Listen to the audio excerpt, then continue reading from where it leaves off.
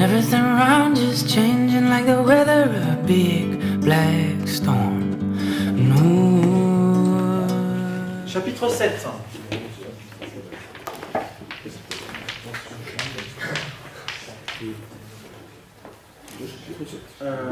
Deuxième principe de la thermodynamique. Deuxième principe. Entreprise.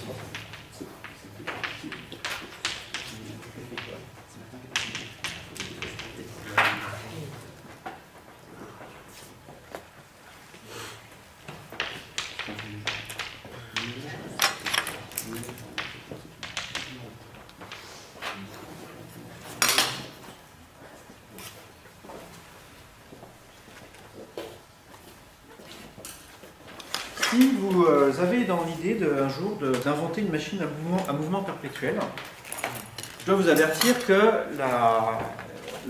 l'Académie des sciences, depuis pas mal de temps, a décidé d'arrêter d'étudier toutes les demandes qui avaient été formulées, de faire des machines à mouvement perpétuel.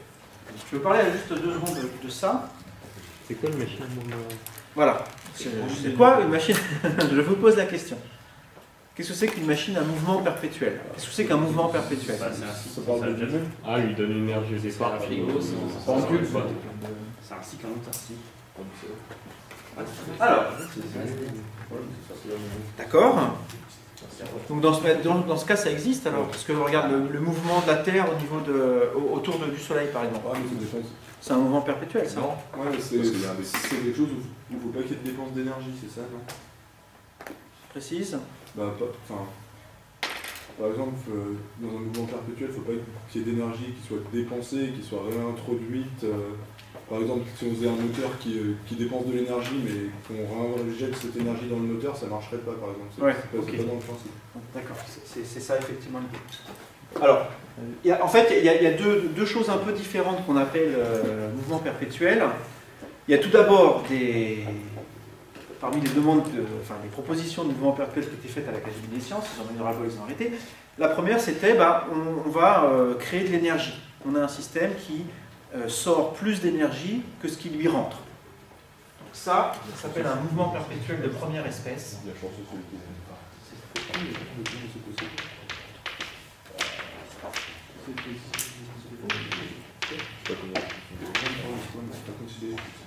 Final. Initial. Alors ça paraît peut-être un peu débile, mais en fait, si vous allez dans les forums de discussion de sciences, vous en voyez plein de trucs comme ça, des gens qui se disent, qui font des trucs malins avec des aimants notamment. Ça, les aimants, vu que c'est un peu plus difficile à comprendre, pas mal de gens tombent dans le panneau d'erreur liée au magnétisme. Les gens vous montrent des machines avec des aimants, où au départ il est au repos, il y a des aimants collés sur le disque et puis d'autres aimants ailleurs, et on a l'impression, comme ça, en analysant bêtement le truc, qu'au bout d'un moment il se met en mouvement, il se met à tourner et aucune énergie n'a été dépensée. Donc vous avez l'énergie cinétique de rotation alors vous n'avez rien apporté. C'est pas le cas. Hein. Il y a l'énergie, il faut prendre tout en compte, l'énergie des aimants, l'énergie magnétique, etc. Donc ça, c'est quelque chose qui n'est pas possible. Et en fait, la raison pour laquelle c'est pas possible, ça c'est vraiment le premier principe de la thermodynamique. Le premier principe vous dit l'énergie totale est conservée. Elle peut être éventuellement mise sous forme de chaleur, stockée sous forme d'énergie interne, mais ça c'est quelque chose qui n'est pas possible. Après, on peut imaginer des choses plus malignes. Ce qu'on appelle un mouvement perpétuel de seconde espèce. Et ça c'est quelque chose de plus subtil. L'énergie est effectivement conservée, mais on va prendre de l'énergie à un endroit où il y en a beaucoup et où on ne veut pas qu'elle soit, pour la mettre à un endroit où ça nous arrange. Un exemple typique de ça, quelque chose qui a été imaginé au XIXe siècle, c'était la situation suivante. Vous avez la mer, ici, qui a une température la température moyenne de la mer, 2 degrés, 5 degrés. Et vous avez un bateau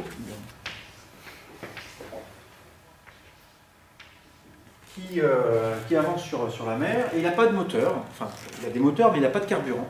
Et les gens avaient essayé d'imaginer un bateau qui prendrait l'énergie dans la mer,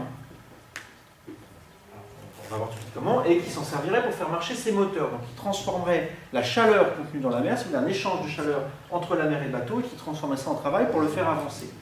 Et la base de raisonnement, c'était la suivante. Imaginez que le bateau, quand il se balade comme ça sur l'eau, il a accès autour de lui à une certaine quantité d'eau, je ne sais pas, disons 1000 mètres cubes.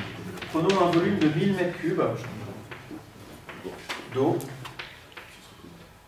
à 5 degrés. Et imaginez que le bateau, il arrive à faire passer cette eau à la température de 1 degré. D'accord? D'une manière ou d'une autre, il a un dispositif qui il trempe dans l'eau et il arrive à extraire l'énergie interne qui se trouve dans cette eau. Quelle est la quantité d'énergie qui peut être ainsi gagnée par le bateau? C'est facile à calculer. L'énergie interne de l'eau, la variation de l'énergie interne de l'eau, quand elle passe de 5 à 1 degré, c'est la capacité calorifique de l'eau, c'est-à-dire 4,18 joules par kilojoules par kilogramme.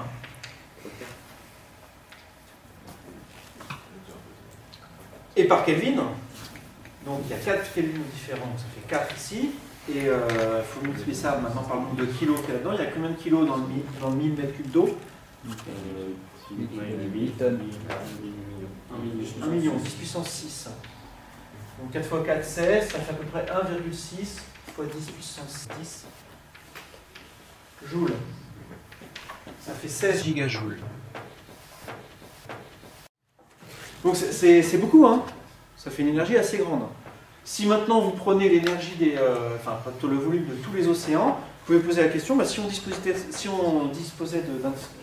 avait un dispositif comme ça et qu'on ne s'inquiétait pas des conséquences biologiques, par exemple de refroidir un peu la mer, de combien est-ce que la mer se refroidirait si on pompe toute l'énergie utilisée par le monde entier pendant un an dans la mer.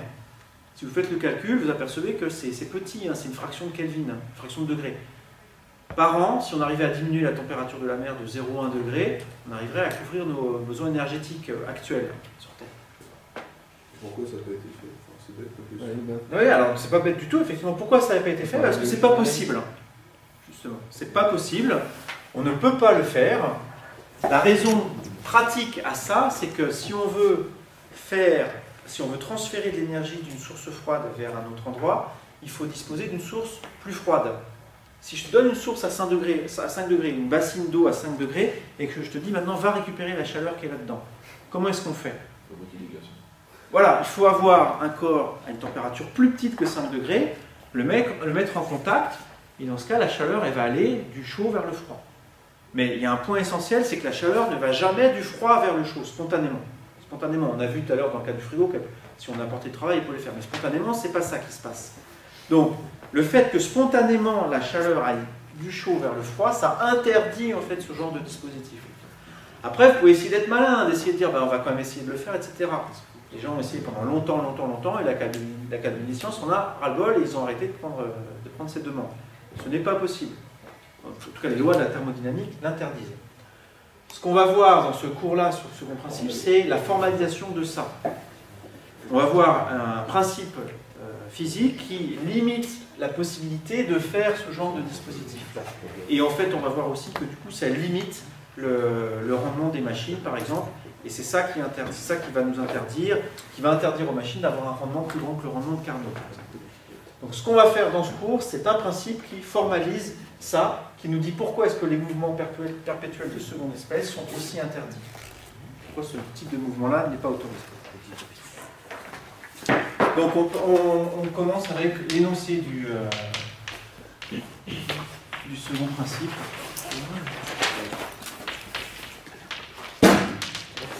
Alors. Donc je remets un 2 parce que ce qui va se passer, c'est que ça, je vais mettre à la place du 2 d'hier dans ma vidéo. Donc le 2 d'hier, hop, je vais l'enlever, je vais mettre ça. Vous vous rappelez que quand on a une transformation thermodynamique qui emmène d'un état A à un état B, imaginez que je représente ça par exemple dans un diagramme avec la pression et puis le volume, par exemple, plutôt le volume et puis la pression, comme ça. On va de là. Si la transformation elle est quasi statique, quand on passe de là à là, on passe par une série d'états d'équilibre et du coup on décrit un chemin dans ce diagramme. Entre parenthèses, c'est pas forcément le cas, c'est-à-dire si la transformation n'est pas quasi statique. Non, écoutez par contre parce que ça va être subtil, donc si vous loupez des mots, c'est sûr que ça va être encore plus difficile. Ouais, on va y arriver. Bonjour, entre. Donc on peut passer, si la transformation n'est pas quasi statique, on peut passer de A à B sans du tout passer par des états intermédiaires. La définition de quasi statique, c'est vraiment ça, c'est que pour aller de A à B, on passe par tous les états intermédiaires et donc on fait un chemin. Ça, je vais l'appeler chemin 1.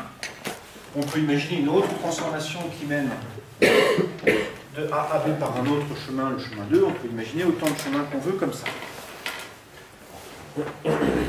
Le long d'un petit bout de chemin comme ça ici, ça, si le petit bout est suffisamment petit, c'est ce qu'on appelle une transformation élémentaire.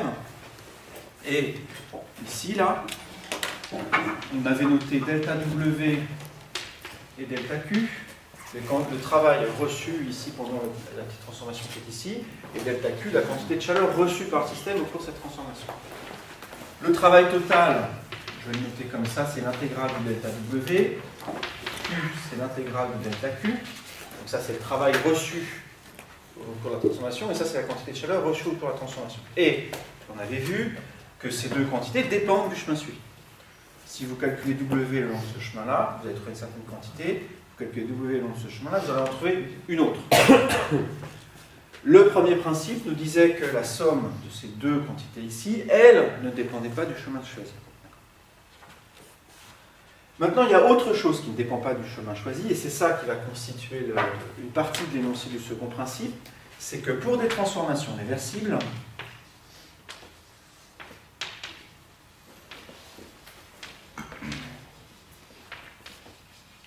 il se trouve que la quantité delta Q sur T, si elle on l'intègre le long du chemin, ça ne dépend pas effectivement du chemin choisi.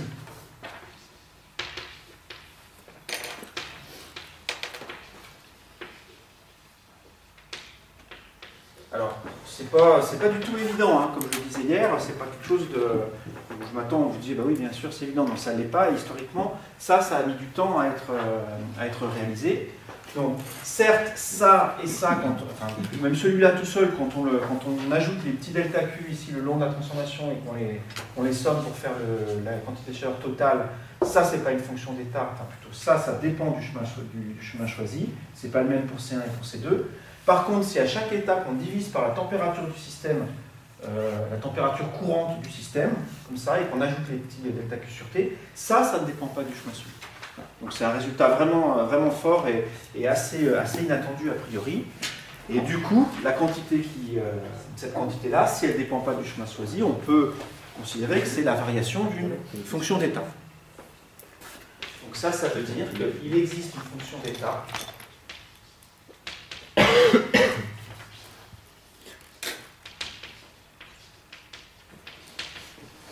S tel que, alors je vais l'écrire sous deux formes différentes, ou bien delta S est égal à intégrale de delta Q sur T, ou je peux aussi l'écrire sous une forme élémentaire, ds égale delta Q sur T. J'insiste ici que tout ça c'est pour des transformations qui sont réversibles. Ce que j'avais fait hier, je vais le refaire ici. Je vais mettre du coup des petits rêves sur les delta Q pour bien préciser.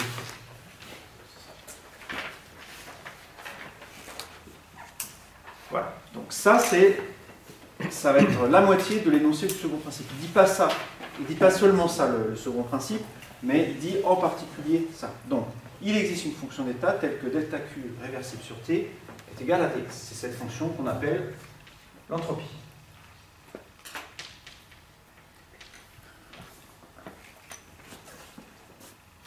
Ça, je vais l'appeler la proposition 1.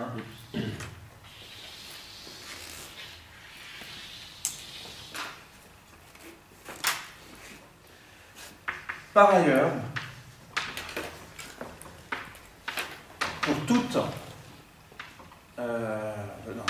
pour un système isolé, donc ça qui diffère un petit peu ici, je vais m'intéresser pour l'instant. Je vais l'énoncer juste pour le principe, pour le système isolé. Pour un système isolé évoluant spontanément, c'est-à-dire pas forcément de manière réversible,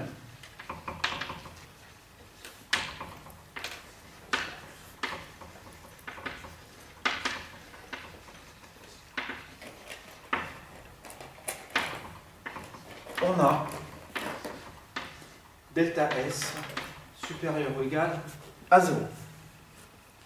La variation d'entropie du système, si le système est isolé et évolue spontanément, nécessairement augmente au cours du temps. L'entropie augmente au cours du temps.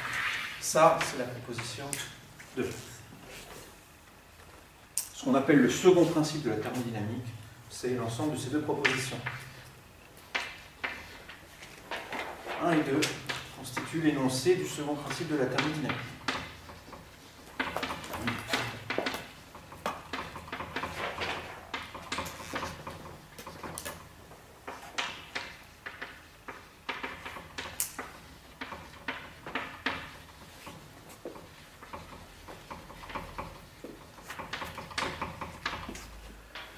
Première conséquence.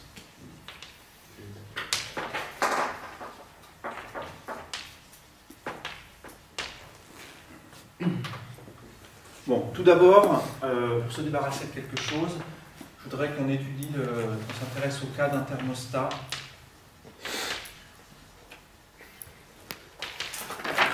de température T0. Donc on imagine ici un corps qui a la température T0 qui ne varie pas, on peut lui donner de la chaleur ou en prendre, enfin, il peut échanger de la chaleur avec l'extérieur sans que sa température varie. On a déjà évoqué c'était la notion de thermostat avant dans le cours et comment on pouvait le réaliser. Bon. Ce thermostat, il échange de la quantité de chaleur Q avec l'extérieur, il peut en recevoir ou en donner. On note Q, la quantité de chaleur reçue par le thermostat. La variation d'entropie du thermostat est facile à calculer, puisque ds c'est égal à delta Q. J'imagine une transformation réversible qui change le thermostat de la même manière, c'est-à-dire qui lui amène la même quantité de chaleur. Et donc la variation d'entropie du thermostat est donnée par cette quantité d'après l'encadré 1 ici, la partie 1 de l'énoncé. La température du thermostat ici, c'est T0, c'est toujours la même. Donc, la variation d'entropie du thermostat s'intègre, disons la quantité qui est ici s'intègre facilement, puisque dans l'intégrale qui est ici, le T0 sort de l'intégrale. Donc on a 1 sur T0 intégrale de delta Q rêve, c'est-à-dire c'est delta Q sur T. C'est Q même la quantité de chaleur sur T0. Donc la variation d'entropie d'un thermostat, c'est vraiment quelque chose qui est facile à calculer, c'est juste la quantité de chaleur échangée divisée par la température du thermostat. On va avoir besoin tout de suite de ça, mais retenez-le aussi quand vous avez des exos, vous avez besoin de calculer la variation d'entropie du thermostat.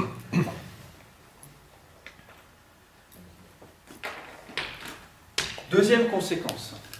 Imaginons maintenant un système qui peut interagir. Alors, je vais donner tout de suite le terme que je vais introduire, un système qui décrit un cycle qu'on appelle monotherme.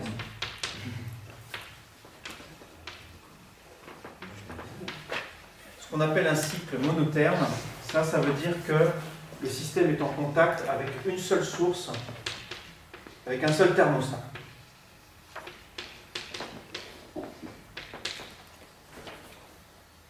Dans le cours là qu'on a fait la fois d'avant sur les machines thermiques, on avait des cycles dithermes, on avait deux sources de température, une chaude, une froide. Pour l'instant, là, je veux juste considérer un cycle monotherme, parce qu'il y a un résultat important associé à ça. Si le système décrit un cycle monotherme, donc il échange avec un seul thermostat, on va calculer, on va étudier les conséquences du second principe ici, sur ce type de système. On va voir que c'est assez particulier ce qu'on a dit. Ce que dit le second principe, sous la forme qui est ici, c'est que delta S supérieur ou égal à 0. Pour un système qui est isolé. Pour un système isolé. Est-ce que le système que je considère ici est un système isolé?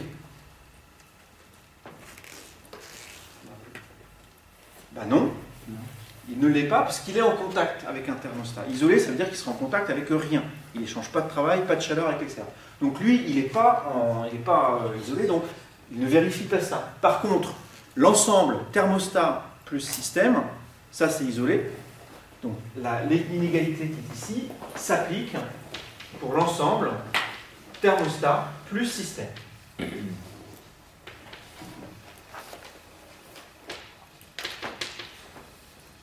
Alors, petite parenthèse ici. L'encadré 2 ici du second principe semble ne pas être super intéressant parce que ça fait intervenir que des systèmes isolés. Et dans la plupart des cas, les systèmes ne sont pas isolés. En fait, l'encadré 2 est super intéressant et super général parce que quel que soit le système que vous considérez, vous pouvez toujours lui ajouter des choses pour en faire un système isolé. Donc ça vous dit quelque chose en fait sur l'ensemble des systèmes. On va le voir maintenant. On va voir exactement maintenant comment est-ce que cette proposition ici sur un système isolé se traduit sur un système qui ne l'est pas. Donc, pour l'ensemble thermostat plus système, on a cette inégalité. L'entropie, alors je ne l'ai pas dit ici, je vais le faire maintenant. L'entropie, c'est une quantité qui est extensive. Donc l'entropie de l'ensemble des deux systèmes, c'est la somme des entropies. Donc on a le delta S du système, plus le delta S du thermostat, supérieur ou égal à 0. Je m'intéresse ici au système. Je vais noter Q, la quantité de chaleur reçue par le système.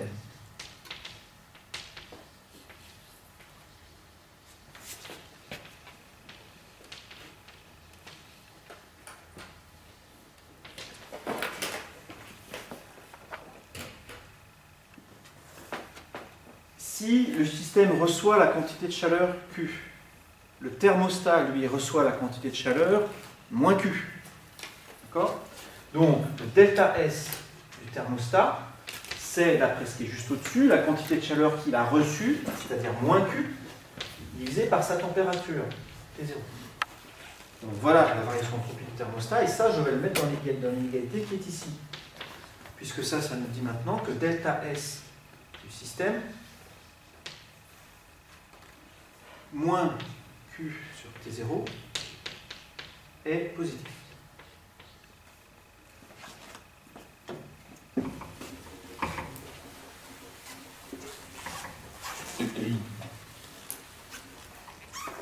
C'est-à-dire, delta S du système est supérieur ou égal à Q sur T0. Là, on est maintenant en train d'étudier un cycle qui est monotherme. Qu'est-ce que ça nous dit de plus sur les quantités qui sont là? Vous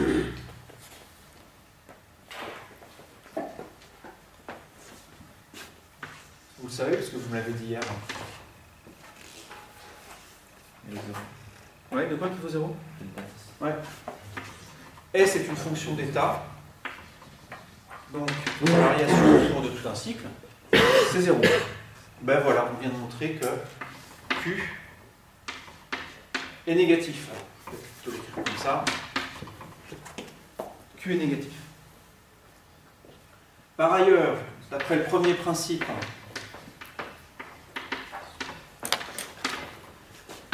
delta U est égal à Q plus W.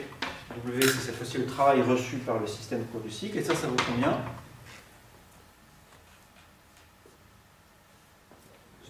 0 aussi, pour la même raison. U est une fonction d'état, on décrit un cycle, donc ça vaut 0. Donc si Q est négatif, on a W c'est égal à moins Q, donc ça c'est positif. On vient de montrer un résultat super important là. On ne le voit peut-être pas parce que c'est écrit sous forme mathématique, mais je vais vous le dire autrement.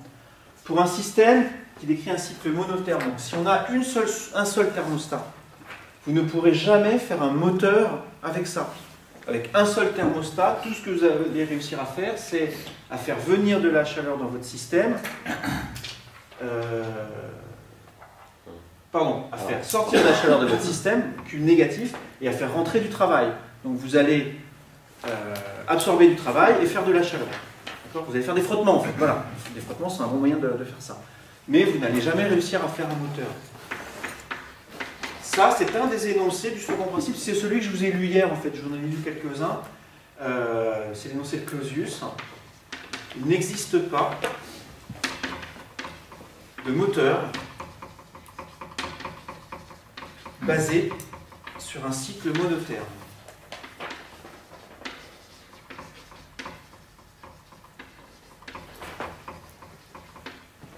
Quand on fait des traitements, Q il est positif, puisque le système il gagne en chaleur, non?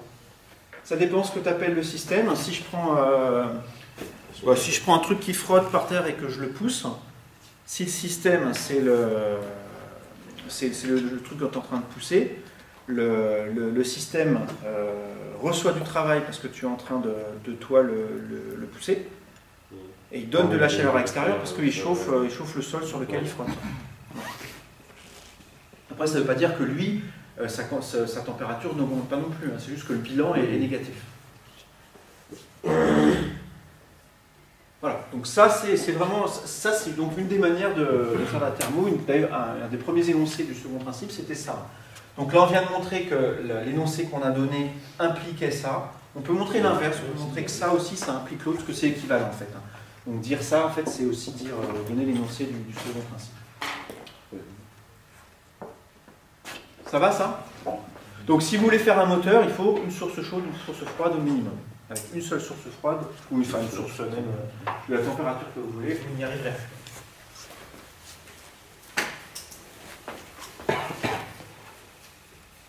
Maintenant, on va considérer un système qui décrit un cycle ditherme. On va revenir sur cette notion de rendement de Carnot qu'on a vu hier. Système qui décrit un cycle ditherme.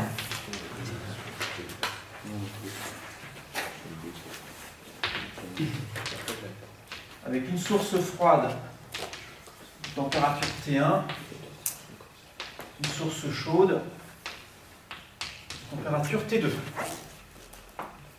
Et on va refaire le même raisonnement. C'est-à-dire qu'on va calculer la variation entropie de tout l'univers, en fait. En thermo, c'est un peu grandiloquent. L'ensemble système plus extérieur, on appelle ça l'univers.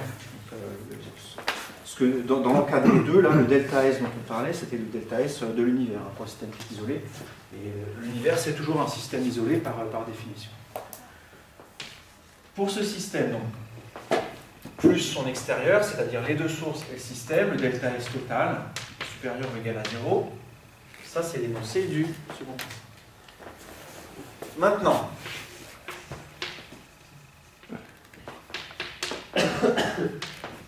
si notre Q1 et Q2, les quantités de chaleur qui sont reçues par le système de la part des deux sources thermiques. W, le travail reçu.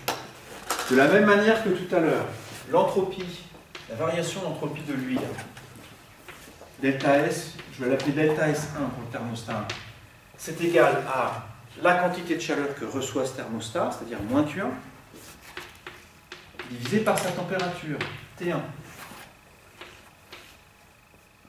De la même manière, lui, sa variation d'entropie, c'est moins Q2 sur T2.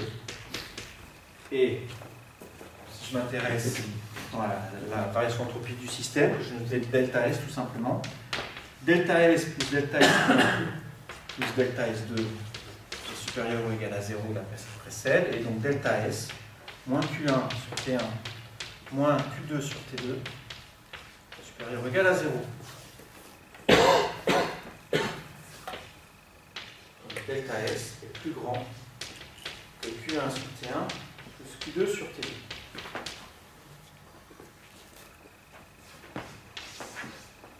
Je l'encadre, parce que ça va nous conduire à un résultat intéressant. Je vais refaire la démonstration du rendement de Carnot. On a pour 2 minutes. Oui. C'est delta S2, c'est moins Q2. Parce que le thermostat reçoit la quantité de chaleur moins Q2. Par définition, Q1 et Q2, c'est la quantité de chaleur qui sont reçues par le système. Voilà. Donc lui, si lui reçoit Q2 de la part de ce thermostat-là, le thermostat reçoit moins Q2.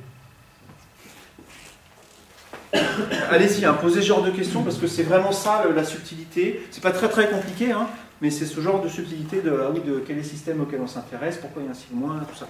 Donc si quelque chose vous semble bizarre, dites-le.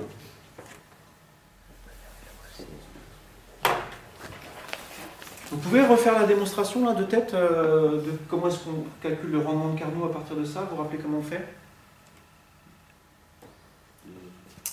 Je me rappelle qu'on arrive. Ok. On arrive à quoi? R est égal à 1 moins T1 sur T2. Ok, d'accord, ça va être le résultat. Alors, en fait, c'est exactement la même chose qu'ici. Hein. On va dire qu'on est sur. On décrit un cycle. Hein. Je n'ai pas encore utilisé cette information-là. Décrire un cycle, ça veut dire quoi là-dedans? Delta S est égal à 0. Donc, c'est comme on a un cycle. On a d'une part que delta S est égal à 0. Donc, ça veut dire que Q1 sur T1 plus Q2 sur T2 est négatif. D'autre part, delta U est égal à W plus Q1 plus Q2 est aussi égal à 0, fonction d'état. Donc, W est égal à moins Q1 moins Q2. Le rendement, c'est donné par la valeur absolue de W. Pour un moteur, le travail est négatif, donc la valeur absolue de W, c'est moins W. Donc le rendement, c'est Q1 plus Q2 divisé par Q1. Donc je divise par le bon, attention, c'est celui qui vient de la source chaude. Q2, c'est lui qui nous coûte. Voilà. Donc on se retrouve simplement avec Q1 sur Q2 plus 1. Et si vous regardez d'après l'expression qui est ici, Q1 sur Q2, c'est toujours plus petit que moins T1 sur T2. Voilà. Donc effectivement, on trouve que le rendement d'un cycle diterme est forcément plus petit que 1 moins T1 sur T2. Et ça, c'est ce qu'on appelle le rendement de Carnot.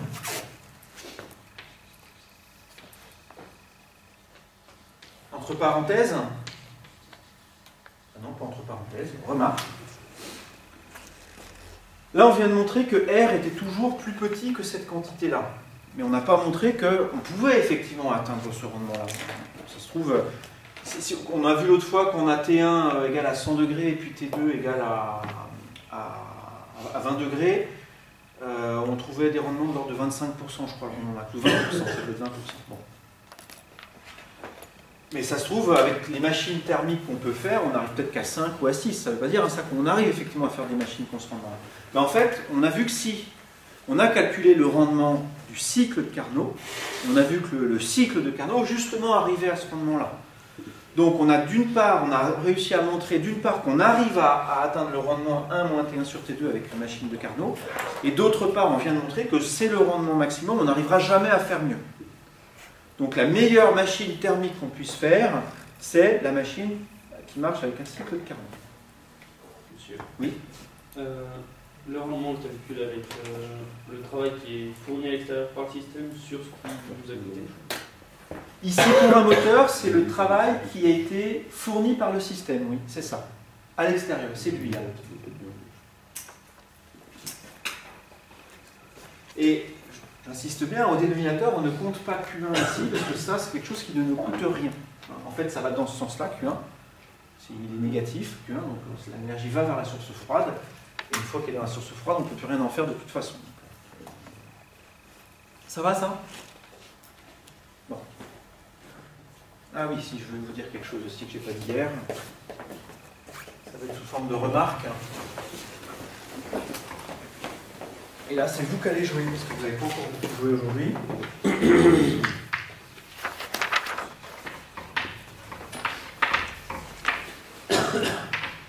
Unité physique. Quelle est l'unité physique de l'entropie? Des joules. Fois Kelvin. Des joules par Kelvin. Vous voyez ça où? Partout, hein. Là, enfin voilà, c'est là, là. C'est effectivement une quantité de chaleur divisée par une température. Donc l'entropie s'exprime en joules par Kelvin dans un système international.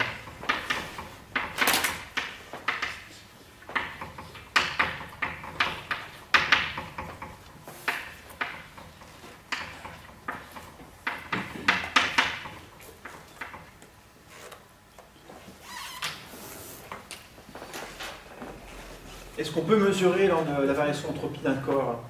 Est-ce qu'il y a des entropimètres? La quantité de chaleur et la température. Ouais.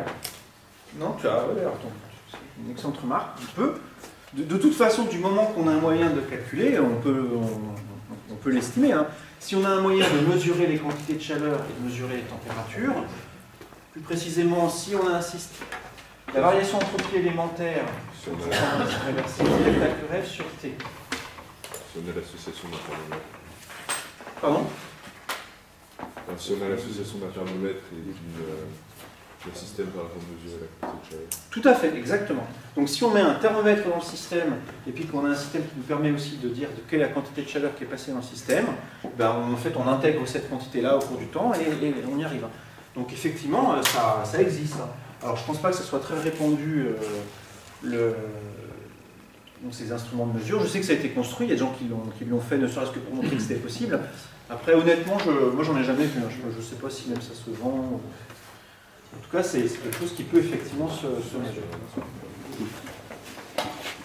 Ok. Ah oui, ça aussi. Hier, j'avais pas la patate en fait, hein, c'est pour ça aussi. Ça joue. Lundi matin à 8h30, c'est pas les mêmes. Vous, c'est pas pareil. C'est encore pire.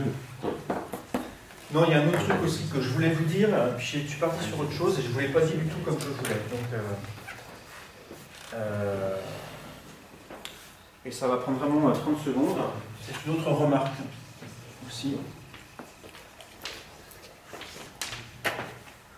On va imaginer une situation vraiment simple où on met deux thermostats en contact l'un avec l'autre. C'est violent, hein. Un truc chaud avec un truc froid.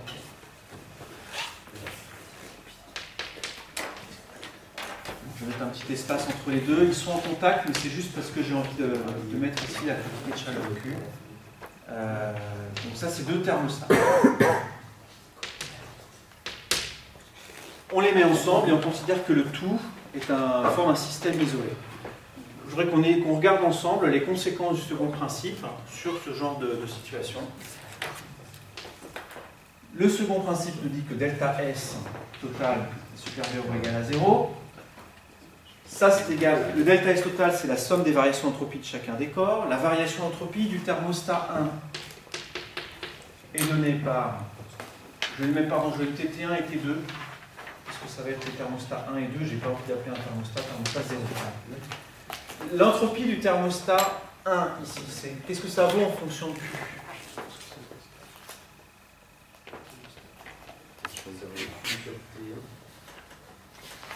Et celle du thermostat 2? Alors attention, d'après la flèche ici, c'est la Q, c'est la quantité de chaleur reçue par le thermostat 2. Donc c'est l'opposé. Donc on a ici moins Q sur T1, et lui c'est plus Q sur T2. Donc ça vous dit que Q, facteur de 1 sur T2 moins 1 sur T1, supérieur ou égal à 0. Pourquoi est-ce que j'ai envie de vous dire ça? Imaginons que T1 soit plus petit que T2. Si T1 inférieur à T2, quel est le signe de la parenthèse? Positif. Positif, hein. Négatif. Ah, oui, pas d'accord. Ouais, parce que c'est...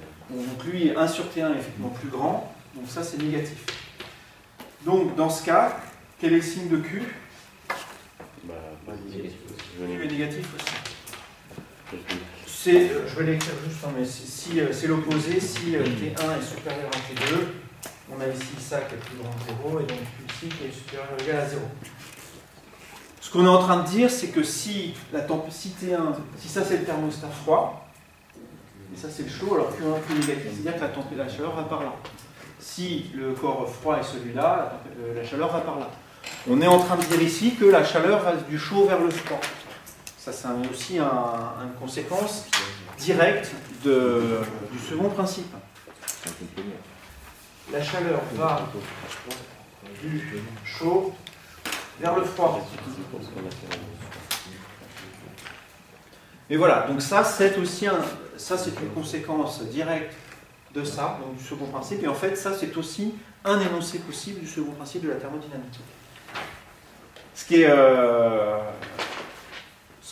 peut-être un petit peu étonnant, c'est que tous ces énoncés sont vraiment équivalents. C'est-à-dire qu'on peut construire toute la thermodynamique et obtenir les mêmes résultats en postulant ça, ou en postulant ça, comme on l'a fait, ou en postulant le coût du cycle, on ne peut pas faire de moteur avec un cycle monotherme. Tout ça, ce sont des énoncés équivalents de la thermodynamique.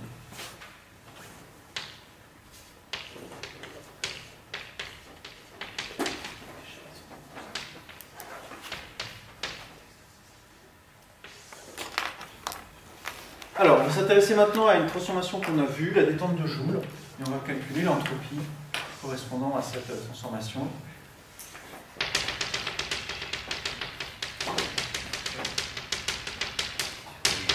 Détente de Joule, c'est ça, on a une enceinte adiabatique.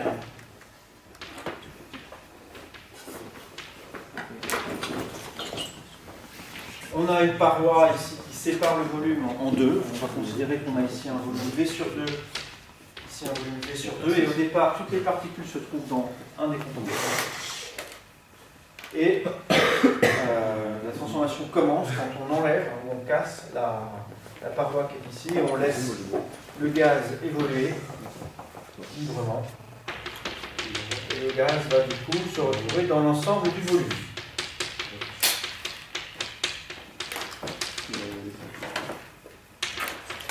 Cette transformation est-elle réversible ou irréversible?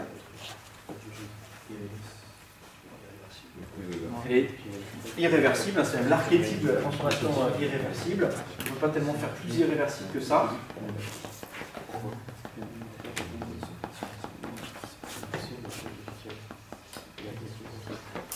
Calculer delta S. Si le système est un gaz parfait.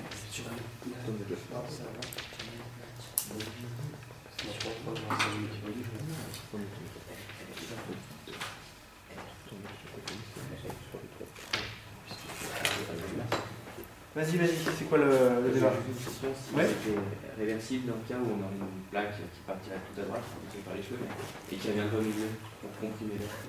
Ce serait la même condition de départ, quoi. Ça fait vite du coup. Oui, effectivement, donc si on met un piston là et on pousse jusqu'au milieu, on revient à cet état-là. On peut revenir à l'état initial. Mais ça veut pas dire que cette transformation est réversible. Non, d'accord. Alors, on peut faire la transformation de façon réversible. Si on met ici un piston sur lequel on appuie, et puis on relâche doucement le piston. On laisse le gaz s'expandre. Là, effectivement, le film dans les deux sens, il fait du sens.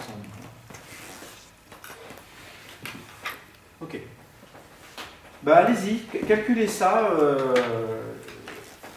avec les éléments que vous avez en main. Donc, vous avez besoin de quoi? Je vois de rien de ça. Si vous avez besoin de la température, appelez température T0 la température initiale.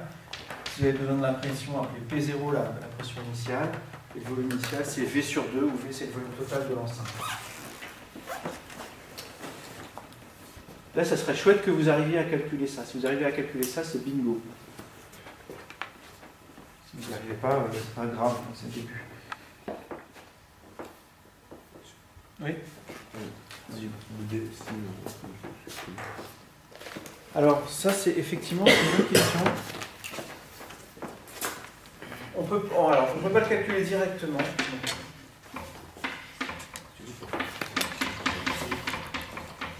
Donc, je vous ai écrit ça. Donc, ce qu'on a envie de calculer, ce qu'on pourrait avoir envie de calculer, c'est pas un DSI, mais c'est un delta SI.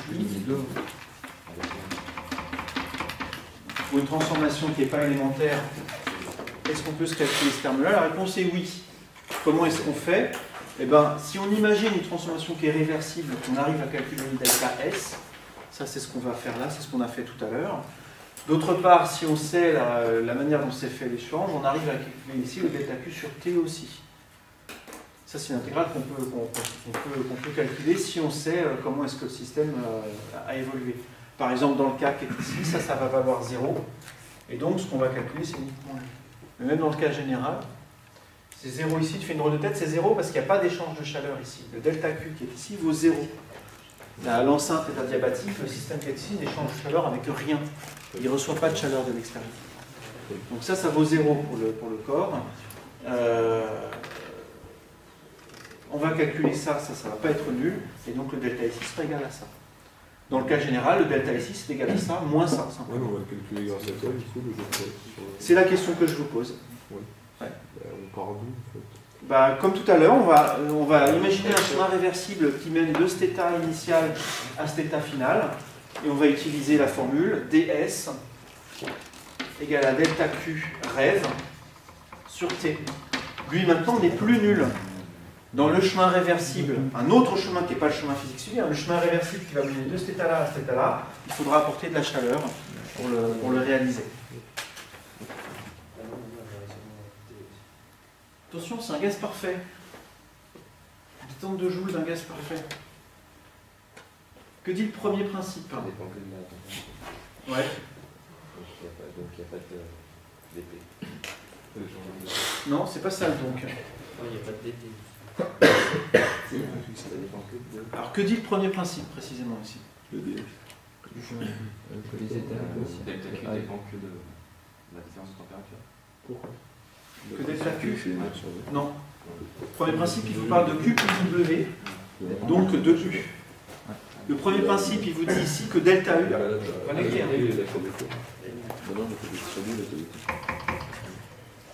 Premier principe, il vous dit que delta U est égal à Q plus W pour la transformation. Que vaut W? Moins que W. Ah, ok. Il n'y a pas de travail ici. Hein. On ne fournit rien au gaz. Tout ce qui se passe, c'est qu'on casse la vitre qui est là. Boum. Donc ça ne demande pas de travail. Juste, à la limite, elle est très fragile au départ. Paf, on la casse. Elle se casse. On n'apporte pas de travail. Le gaz se débrouille. On ne lui a rien apporté. Hein. Donc le travail ici est nul. Hein. La quantité de chaleur, elle est nulle aussi, pour la même raison. Donc, en fait, c'est 0. La variation d'énergie interne du gaz au cours du temps de joule est nulle. Or, pour un gaz parfait, l'énergie interne a une propriété particulière. Elle ne dépend que de la température. C'est lié à ce que tu dis, pour l'énergie cinétique, mais elle ne dépend que de la température. Donc, qu'est-ce qu'on peut dire sur la température d'intéressant ici? Elle est constante. La température finale, la température est constante. Enfin, la température finale est égale à la température initiale.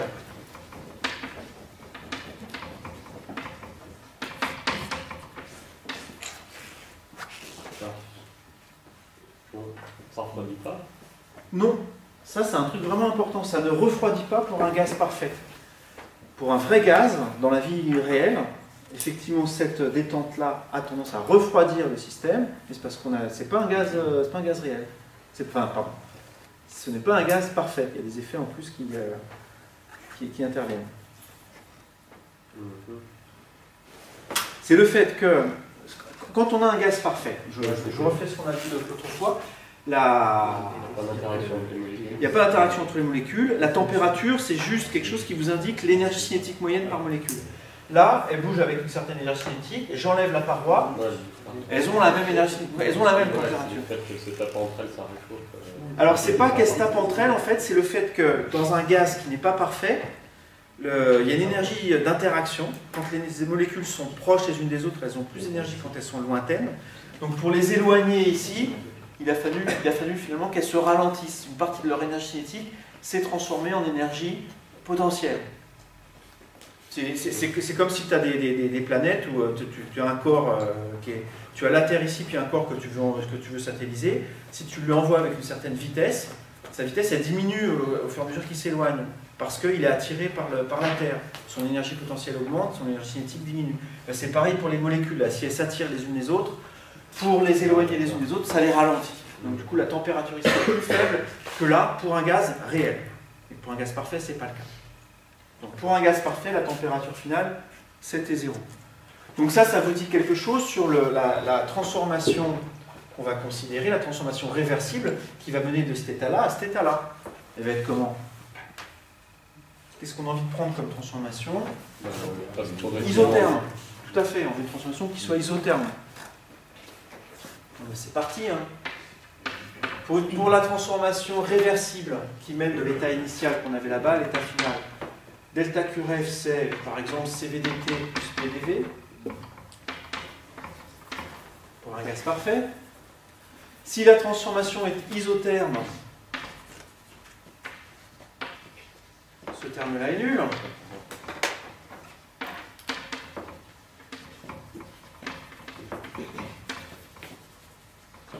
Et donc delta QRF c'est PDV.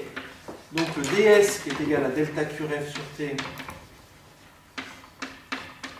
c'est PDV sur T. Je vous laisse continuer. NRDV sur V.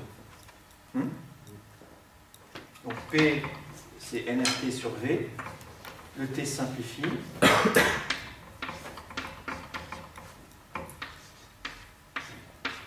Ça fait simplement NRDV sur V. Et donc du coup delta S, on intègre ça, ça fait NR log de V final sur V initial, c'est-à-dire V divisé par V sur 2, c'est-à-dire NR log de 2.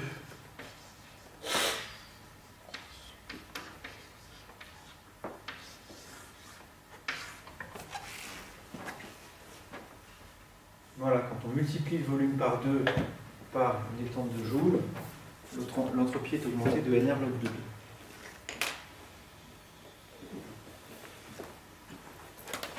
Donc vous voyez que,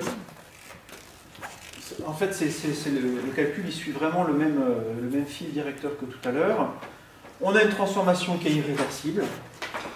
On a quand même moyen de savoir quelque chose sur l'état final. Ici, comme on avait une transformation qui n'échangeait ni d'échange de chaleur ni de travail, on avait delta U égale à 0, donc ça nous a donné la température finale. En fait, on a été capable, sans dire, de connaître l'état final. L'état final, c'était température T0 et volume final V. D'ailleurs, la pression, c'était les 0 sur 2. On ne s'en est pas servi. Une fois qu'on a l'état final et qu'on avait l'état initial, on imagine une transformation réversible qui mène de l'état initial à l'état final. Et puis là, on fait le calcul simplement de l'intégrale du delta QRF sur T. Et en général, on va savoir faire cette intégrale. Ici, là, ça s'est donc bien simplifié. La température est partie dans le calcul et on se retrouve avec quelque chose ici qui ne dépend pas de grand V ni de grand T d'ailleurs. On a dit que Q était égal à 0 en haut, Oui. pour la transformation non réversible. Oui. Et pour la réversible, il y a delta Q. Donc dans la vraie transformation, la vraie, il n'y avait pas de quantité de chaleur, d'accord ? On n'a pas chauffé ni refroidi. Mais par contre, si on veut de manière réversible maintenant amener le système de cet état-là à cet état-là, donc c'est une autre transformation, elle n'a rien à voir, c'est pas celle-là, là il va falloir échanger de la chaleur et peut-être du travail aussi, hein. Même probablement, puisque de toute façon, comme la variation d'énergie interne est nulle, ça c'est... Voilà, le delta W, ça sera moins le delta QRF qui est ici. Et effectivement, ça c'est le point un peu délicat, c'est que la quantité de chaleur qu'on utilise ici pour faire le calcul n'est pas celle de la transformation réelle. C'est celle du chemin réversible imaginaire qui mène du même état initial au même état final.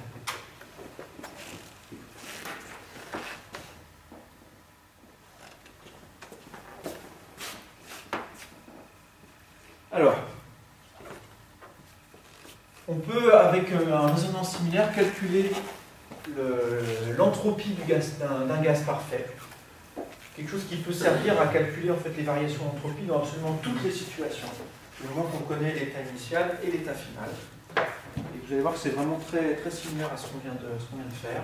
Monsieur, mais là, la transformation réversible, c'était juste... elle était isotherme, mais elle se produisait comment? On avait imaginé quelle...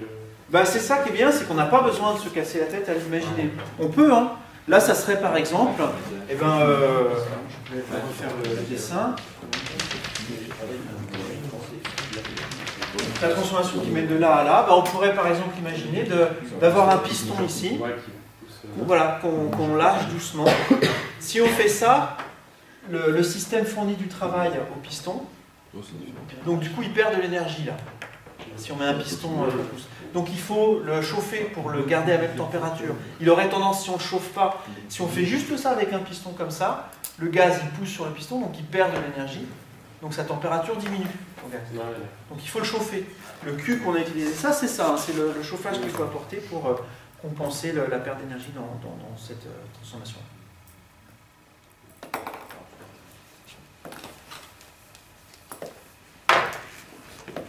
3,3 entropie du gaz parfait.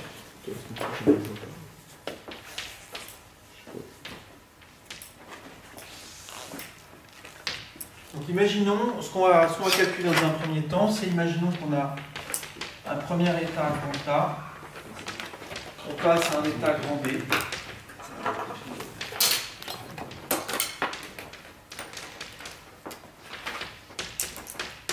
Et on considère une transformation qui amène les variables d'état de grandeur T0, V0, T0 à P, T. Et la question à laquelle on va répondre maintenant, c'est quelle est la variation d'entropie associée à cette transformation tout à fait générale. Vous voyez que si on arrive à faire ça, ça va être puissant. Hein. Si on arrive à avoir une formule delta S est égale à quelque chose qui fait intervenir juste ça, ça veut dire que dans toute situation où vous avez un gaz parfait, si vous connaissez l'état initial et l'état final, boum, vous appliquez ça et vous allez pouvoir calculer la variation d'entropie. C'est ça que ça veut dire. Merci. Suicide de crayon. Alors, comment est-ce qu'on calcule ça? Ben, on va faire exactement la même chose qu'ici. On va dire, bah, on a une transformation de là à là, on ne dit absolument rien de la transformation, on n'en sait rien, mais à la limite on s'en fout. On va imaginer une transformation réversible de A à B.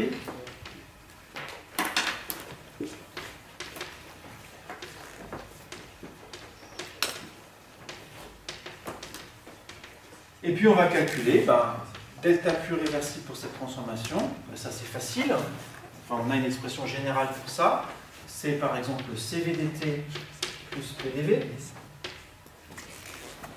Et on va intégrer ça. Enfin, on va intégrer plus précisément delta Q ref sur T. C'est-à-dire CV dt sur T plus P PV sur T.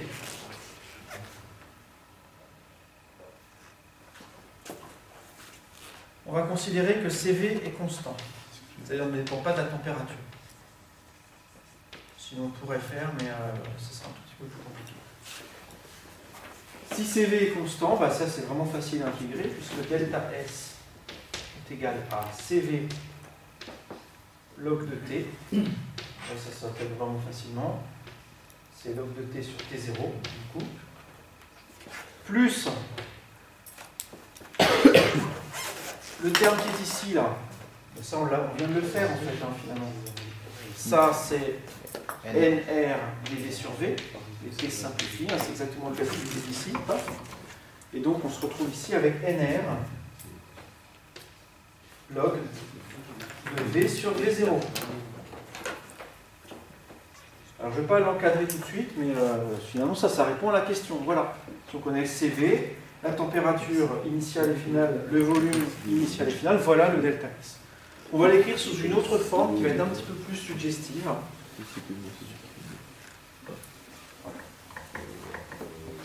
Je voudrais l'écrire en fonction de la pression et du volume. Vous allez voir pourquoi. Ça va faire intervenir PV puissance gamma, quelque chose qu'on a déjà vu dans le cadre des transformations adiabatiques. Donc on va faire un lien avec quelque chose qu'on a vu avant. Donc je voudrais maintenant avoir cette expression, non pas en fonction de T et de V, mais en fonction de P et de V. Comment est-ce que je fais ça? J'utilise la loi des gaz parfaits. T, c'est PV sur NR. Donc je mets ça là-dedans. Et ça me dit que delta S est égal à CV log de PV sur T0 V0 plus NR log de V sur V0.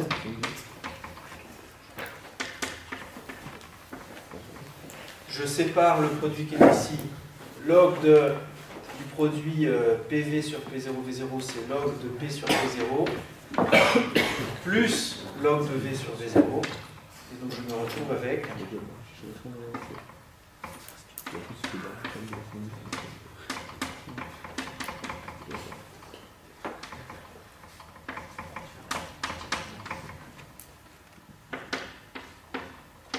ça simplifie un petit peu encore, puisque vous avez ici, si je mets en facteur le log de V sur V0, j'ai CV plus R, CV plus NR, CP.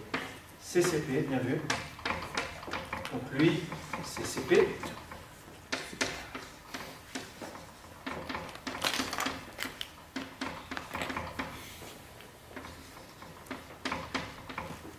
Et je vais maintenant remplacer ça. Vous allez voir pourquoi. Hein, ça vous semble peut-être bizarre cette suite de calcul. Vous allez voir, c'est le résultat, c'est la fin qui justifie mon analyse.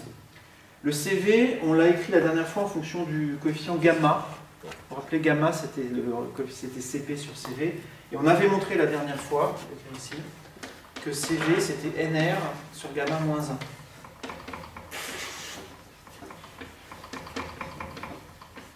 Vous vous souvenez comment on montre ça? Ouais. On utilise le meilleur, hein, CP plus CV, pardon, CP est égal à CV plus NR, par exemple. On divise tout ça par CV. Ça fait 1. Ça fait CV. Ça, c'est gamma. On mélange tout ça. Et on a aussi CP. CP, c'est gamma fois CV, par définition.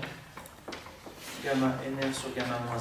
Voilà. Je vais remplacer ces deux quantités-là là-dedans. Allez-y, hein. Qu'est-ce qu'il y a? Non, ça va.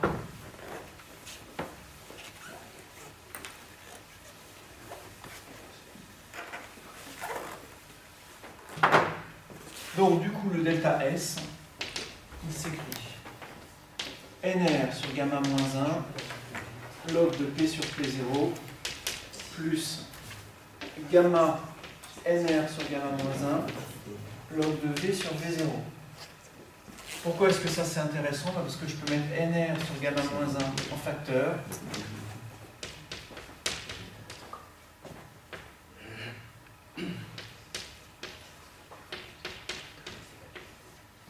Or, ce truc-là, gamma log de V sur V0, ça c'est log de V sur V0 à la puissance gamma. Et le log de P sur P0 plus log de ça, la somme des logs c'est le log du produit. Et donc ça s'écrit finalement NR sur gamma moins 1, log de PV puissance gamma sur P0 V0 puissance gamma.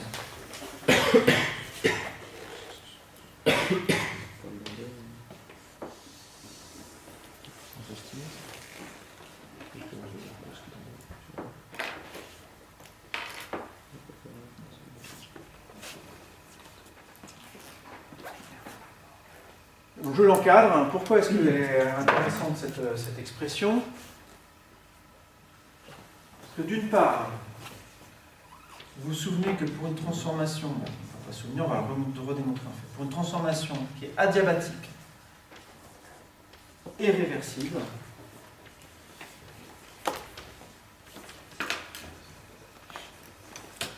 si la transformation est adiabatique, ça veut dire que ds égale à delta q rêve sur t, et si elle est adiabatique, ce delta q est nul.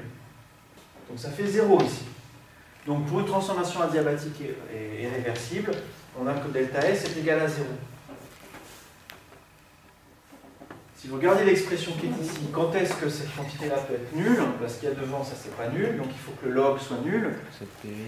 Donc il faut qu'effectivement ça vale 1.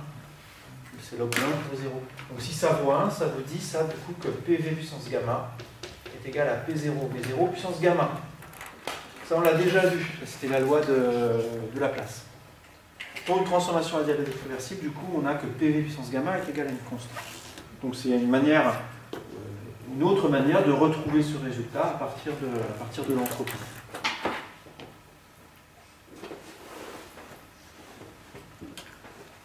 Pour une transformation qui n'est pas adiabatique, qui n'est ni adiabatique ni réversible, ou qui est que l'un l'autre, donc si on n'a pas cette condition-là de vérifier, l'expression du dessus, elle est toujours valable. Hein.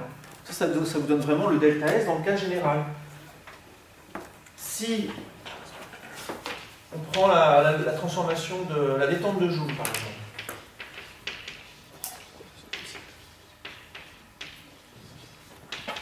Détente de Joule. Delta S est égal à NR sur gamma moins 1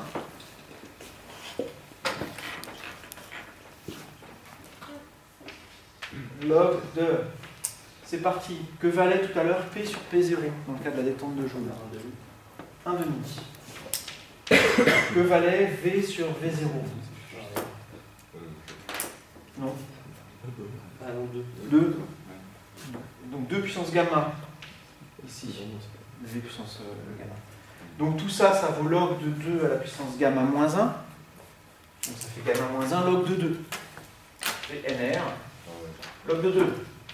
On retrouve le résultat de tout à l'heure.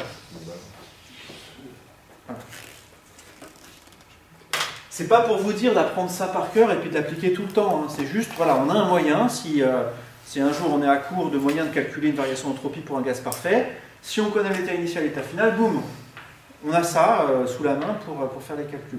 Assez souvent, c'est plus facile de faire autrement. Par exemple, tout à l'heure, pour calculer ça, ça aurait été un peu maladroit de faire tous ces calculs-là et d'arriver là, alors qu'on avait une manière de le faire en 2 lignes. D'accord ? Mais simplement, rappelez-vous que, comme S est une fonction d'état, la variation d'entropie ne dépend que des variations de P et de V, donc on a ce moyen-là pour le calcul. Je vais vous donner une interprétation microscopique de cette notion d'entropie. 5. Ouais, 5. Interprétation microscopique.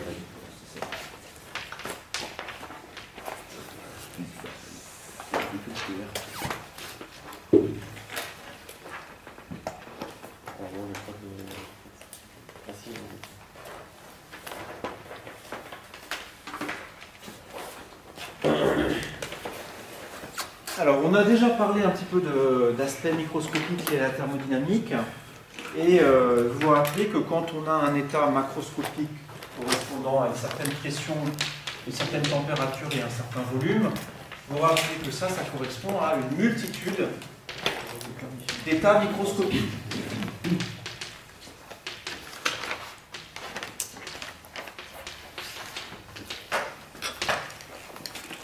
C'est-à-dire que si vous avez un gaz dans ces conditions-là, on peut mettre les molécules à certains endroits avec certaines vitesses, et je peux faire plein de dessins avec les mêmes molécules, même des endroits différents avec des vitesses différentes qui vont correspondre à la même pression et à la même température. En fait, là-dedans, ça évolue tout le temps, hein, c'est ça que je suis en train de dire. Bon. Si on veut représenter les états microscopiques sur un schéma, c'est quelque chose qui est un petit peu compliqué, mais je vais quand même essayer de vous sensibiliser à ça. Comment est-ce qu'on pourrait représenter l'état d'une molécule déjà? Imaginons qu'on ait une molécule dans le gaz et on veut décrire son état. Il faut combien de variables pour décrire précisément dans quel état se trouve une molécule? Alors, on va déjà se placer. On va prendre un gaz très particulier, on va prendre un gaz unidimensionnel avec seulement qui peut se déplacer sur un axe, sur l'axe X.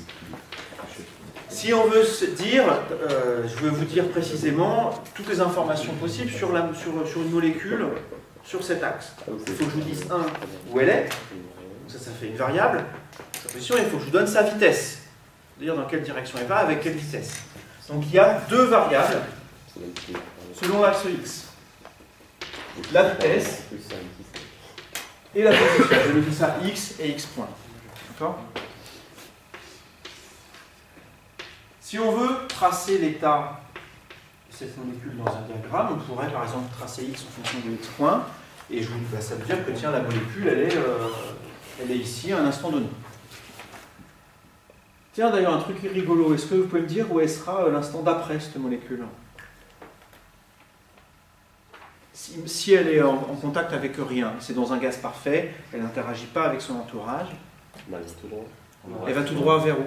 Vers le haut, vers le bas? C'est constant. Vertical. Ouais. Effectivement, sa vitesse est constante, donc x augmente régulièrement. En fait, elle va effectivement aller par là, à x point constant. Hein.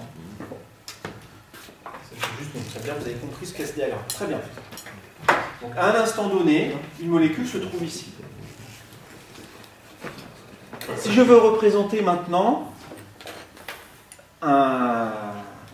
non pas une molécule, mais un système à 2 molécules. Donc on va arriver à la 10 puissance 20 et des bananes, attention. Donc ça c'était une molécule. Maintenant 2 molécules. Combien est-ce qu'il faut de variables pour décrire 2 molécules? Il en faut 4. x1 point, x2 point. Et alors attention, pour décrire ces deux molécules, il ne s'agit pas de mettre un autre point ici. Ça décrit deux états différents d'une même molécule. Ce qu'il faut maintenant, c'est un diagramme sur lequel j'aurai 4 axes différents. Donc on est à 4 dimensions. J'ai un axe sur lequel j'ai x1, un axe sur lequel j'ai x2, un autre sur lequel j'ai x1 point et l'autre sur lequel j'ai x2 points. Et dans ce diagramme à 4 dimensions, je mets un point qui représente l'état, voilà, avec les deux molécules. Déjà, je ne peux plus le dessiner avec deux molécules. Bon. Mais imaginons, voilà, on a un diagramme avec 4 dimensions, un point là-dedans correspond à deux molécules. Si maintenant j'ai grand N molécules sur cet axe, je me retrouve avec 2 N variables.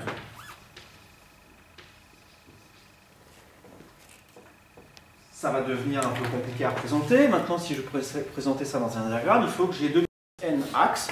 Donc bon, c'est même pas, on ne peut pas trop se l'imaginer dès que ça dépasse, dès que n devient grand. Mais bon, mathématiquement en tout cas c'est possible. Et donc on mettrait l'état du système là-dedans serait représenté par un point dans cet espace à beaucoup de dimensions. Ça c'était si on avait un axe ici, une molécule qui se déplace sur une ligne. Maintenant, si la molécule se déplace dans l'espace tridimensionnel, qu'est-ce que ça change ? Voilà, ici on n'a plus 2 variables, on en a 6. On a x, y, z, x point, y point, z point. Ici on en a 6 au carré. Et on se retrouve à la fin, si on a n molécules dans l'espace 3D,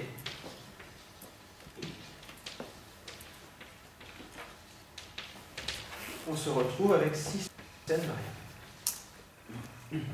Alors, je ne vais évidemment pas dessiner des diagrammes à 6 dimensions. Et ce qu'on fait dans ce cas-là, c'est qu'on essaye de faire abstraction du fait qu'il y a beaucoup de dimensions. Et je vais faire des diagrammes qui sont vraiment très simples. Je ne vais même pas mettre ce qu'il y a sur les axes ici. Je vais simplement, le diagramme qui est ici, ça va symboliser l'état du système. On imagine que ça représente 6 puissance n variables. L'état du système, il est donné par un point dans cet espace. Donc si je choisis un point dans cet espace à 6 puissance n variables, ça me dit où sont toutes les molécules et quelles sont leurs positions et leur vitesse. Je peux associer du coup à cet état-là, si je vous donne un gaz avec toutes les positions et toutes les vitesses, vous allez être capable de me dire quelle est la pression, la température et le volume occupés par le gaz, pour chaque configuration possible.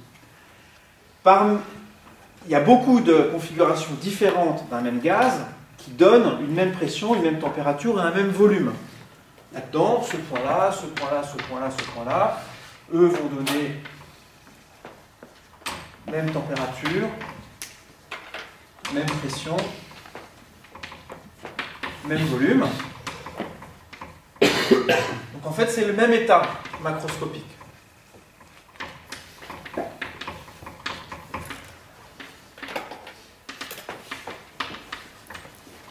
Schématiquement, on aura d'autres régions de l'espace ici, celles-là, qui donneront aussi le même état au sein de cette zone-là. Ça sera aussi le même état macroscopique, mais avec d'autres variables que dans ce système-là, que dans ce cas-là. Ça sera P1, T1, V1. Ça, je vais l'appeler T0, du coup, volume V0 et pression P0.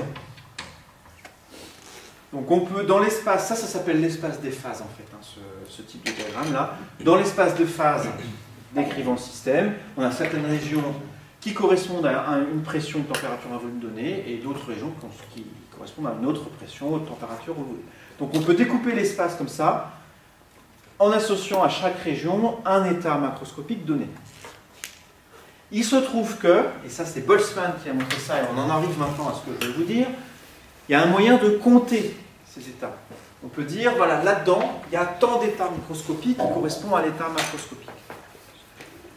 Boltzmann a noté cette quantité grand oméga de P, de V, de T, le nombre d'états microscopiques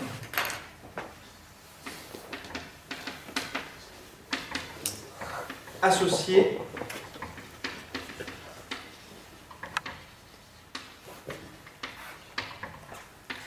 à l'état macroscopique PVT.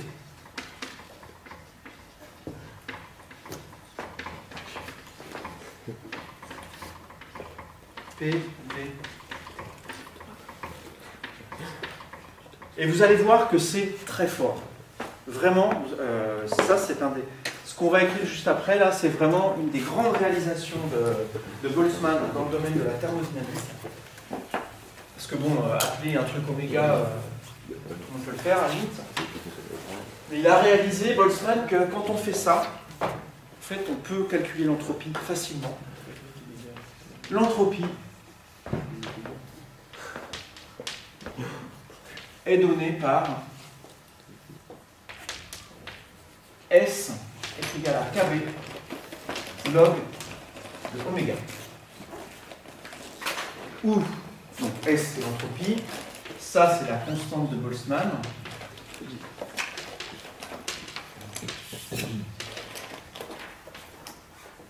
Voilà. Oui. Comment on calcule l'oméga? D'accord, on va y venir tout à l'heure. Alors plus précisément, tout à l'heure, je vais vous montrer comment on calcule des variations d'entropie en calculant des variations de oméga, mais ça va revenir un petit peu au moins. Mais c'est effectivement la question pertinente, et je dis pas que ça va être trop facile non plus. Hein. Après, nous on va le faire dans un cas très simple. Mais il n'y en a pas une infinité de... Enfin, c'est pas l'infini.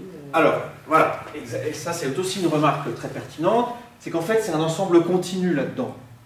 C'est-à-dire que on peut changer infinitésimalement les variables et ça va redonner le même état macroscopique. Donc effectivement, il faut vraiment faire très attention à la manière dont on calcule ça.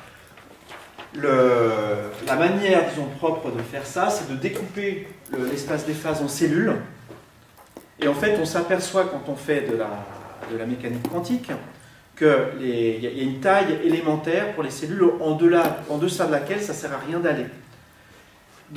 Si on a une particule, et que je représente ça dans le diagramme x point, pour une particule, si je découpe cet espace des phases ici très simple en carré comme ça, l'aire d'un carré qui est là-dedans, donc l'aire dans le sens de la surface, hein, ce que je vais appeler delta x point, ça, il y a une limite physique à la taille qu'il est pertinent de considérer. Parce que la mécanique quantique vous dit que nécessairement delta x fois m delta x point, ça c'est la quantité de mouvement, ça c'est la taille, ça c'est inférieur, pardon, c'est forcément supérieur ou égal à une quantité qui s'appelle h bar, c'est la constante de Planck réduite. Vous avez fait de la mécanique quantique un peu? Non? Bah, je vous le dis, alors bon, je ne suis pas allé trop loin non plus. Il se trouve, ça s'appelle les relations d'Heisenberg, les relations d'incertitude. Si on a une incertitude sur la position d'un corps, on a aussi une incertitude sur sa vitesse, et les deux sont inversement proportionnels. La relation de proportionnalité, c'est ça. Donc ça vous dit, si je divise par m, que l'aire qui est ici, ça ne sert à rien de la prendre plus petite que h bar sur m, parce que de toute façon, la mécanique quantique vous dit qu'on ne peut rien dire sur des subdivisions plus petites. Ça, si je le transpose à un espace à 6 puissance n dimensions, en fait, on montre que la taille élémentaire d'une cellule là-dedans, c'est ça, la puissance 6n. Voilà. Il y a une taille élémentaire en deçà de laquelle ça ne sert à rien d'aller. Donc en fait, on peut discrétiser l'espace des phases qui est ici, et du coup le nombre qui est ici devient discret. Ouais, mais il est énorme. Il est énorme, tout à fait, oui. C'est pour ça d'ailleurs hein, que là-dedans, le logarithme, ça permet de manipuler des nombres énormes en donnant des quantités qui, elles, ont des valeurs raisonnables. On essaiera de voir tout à l'heure justement combien c'est énorme. On verra des ordres de grandeur. Ok, j'efface ça, juste pour continuer là-dessus.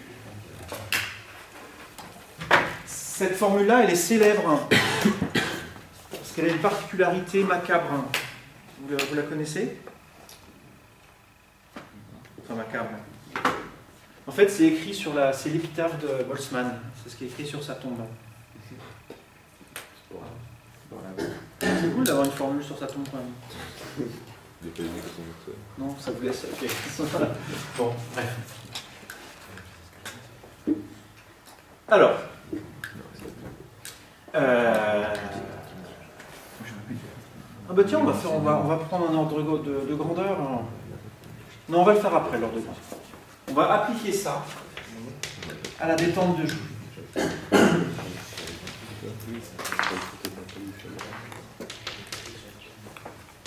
Donc c'est pas juste une curiosité, hein, ça permet effectivement de calculer des variations d'entropie et de comprendre vraiment ce que c'est que l'entropie. Donc je ne prétends pas qu'avec ce que je viens de vous dire là, ça y est, vous avez tout compris, l'entropie, il y a beaucoup de subtilité là-dedans, c'est juste pour vous sensibiliser en fait à cette approche microscopique. On aura probablement l'occasion d'y revenir de toute façon plus tard dans le cours. Alors, la détente de joule, vous vous rappelez ce que c'est? On a une enceinte calorifugée dans laquelle on a la moitié du gaz. On a le gaz, pardon, la moitié du volume, et tout d'un coup, on enlève la séparation et le gaz se met à occuper tout le volume.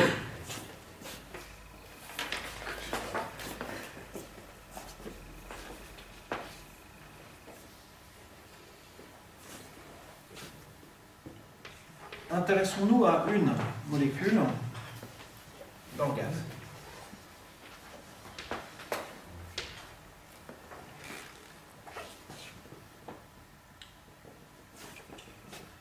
De combien est multiplié le oméga pour cette molécule du gaz? Combien il y a?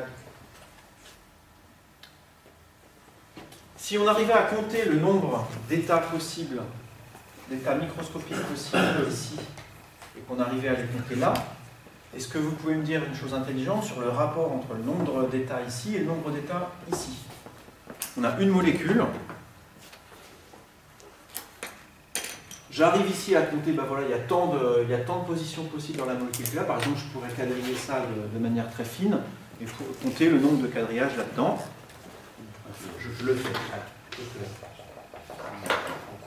Donc imaginez que je fasse un quadrillage ici. Donc ça c'est juste pour repérer des cases. Et il y a, disons, grand N cases là-dedans. Quel est le nombre de possibilités, de positions possibles pour la molécule dans le gaz? Grand N pour une molécule. Et une fois qu'on a ouvert ici la cloison et qu'on a laissé le gaz aller partout, combien est-ce que je vais faire de cases là-dedans si je veux garder la même précision sur la position? 2n cases. Donc il y a 2 fois plus de cases ici que là. Donc ici, il y a n possibilités pour la molécule, il y a n positions possibles là-dedans, il y en a 2n là-dedans, donc le nombre de possibilités a été multiplié par 2. Le truc intéressant, c'est que ce que je viens de dire là, le nombre de possibilités multiplié par 2, ne dépend pas du quadrillage que je fais. Si je fais un quadrillage très fin ou très grossier, ça reste vrai, il y a toujours 2 fois plus de possibilités ici que là. Donc ça, c'est une propriété générale qui ne dépend pas de la façon que j'ai de compter en fait. Donc, ça, on est sûr que ça va être une propriété qui est solide. Le nombre de positions possibles pour la molécule a été multiplié par 2.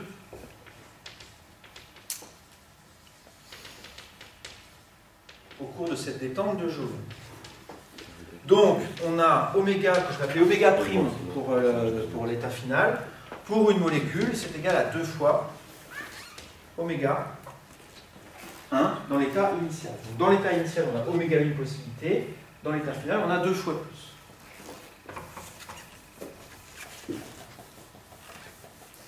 Si maintenant je m'intéresse à 2 molécules,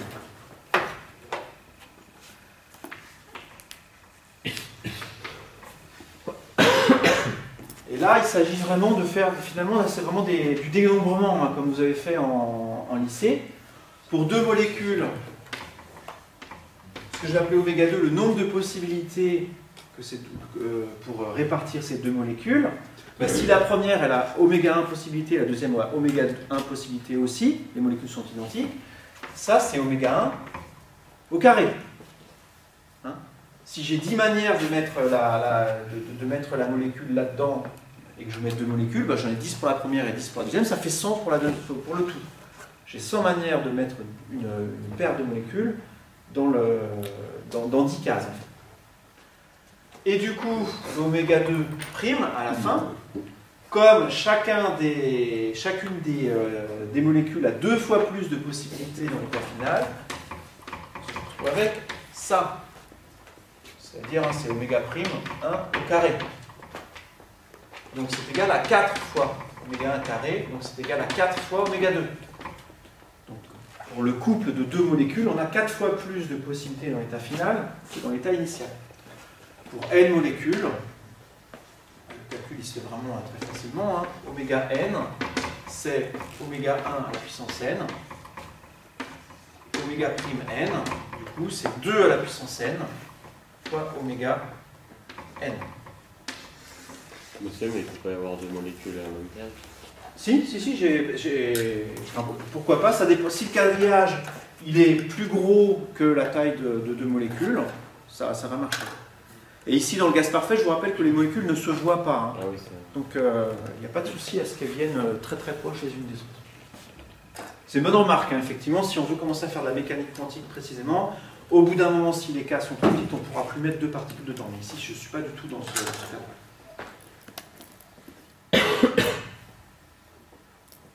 Pourquoi est-ce que c'est intéressant, ça? On ne connaît pas...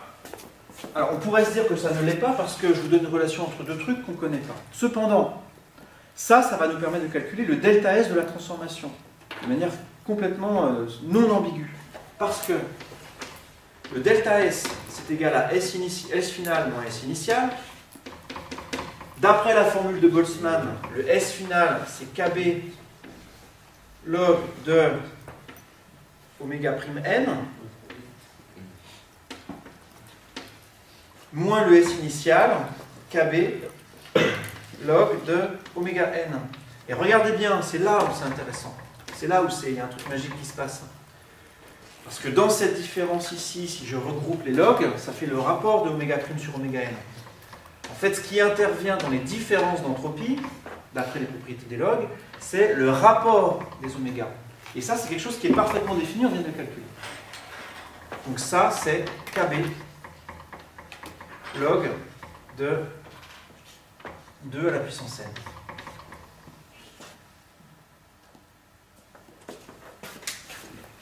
Et là, vous allez pleurer de joie. Si. Faites un effort pour vous retenir, mais c'est dur.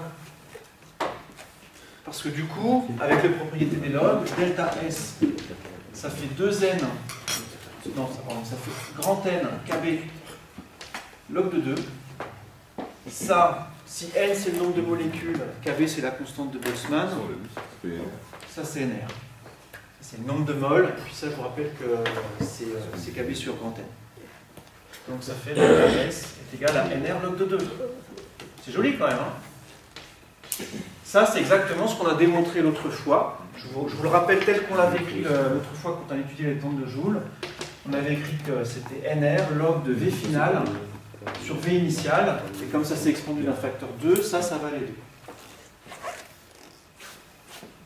Oui, en fait, on a montré que ça ne dépendait pas du tout du gaz qu'on utilisait. Oui, tout à fait. On a aussi montré ça. Oui, c'est juste la place que peuvent occuper les molécules et l'état qu'elles peuvent avoir. Oui, tout à fait.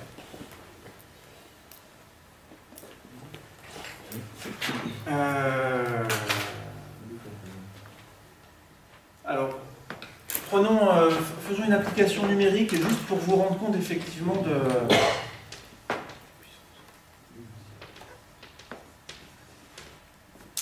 des ordres de grandeur qui sont mis en jeu ici. De combien est-ce que, quand on fait une détente de Joule, par combien on multiplie le nombre de possibilités, le nombre d'états microscopiques possibles? On multiplie par 2 puissance grand N.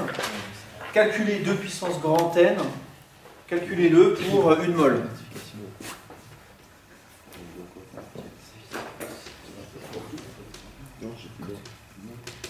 Donc une mole, ça fait combien? 10 puissance 23. Allez-y, calculez ça. Alors, votre machine vous sera probablement parfaitement inutile, mais allez-y. C'est un nombre qui est monstrueusement grand. Monstrueusement. Déjà, si vous essayez de calculer, 2 puissance 1000, allez-y avec votre machine. Déjà, vous êtes parti dans le décor, là, probablement. Ouais. Là, on est en train de parler de rajouter... Combien de zéros? 23? En plus. Non, pas 23. 10 puissance 23. Zéro. Ah ouais, carrément, c'est encore puissant. Oui. C'est pas très grand. C'est monstrueusement grand. D'accord?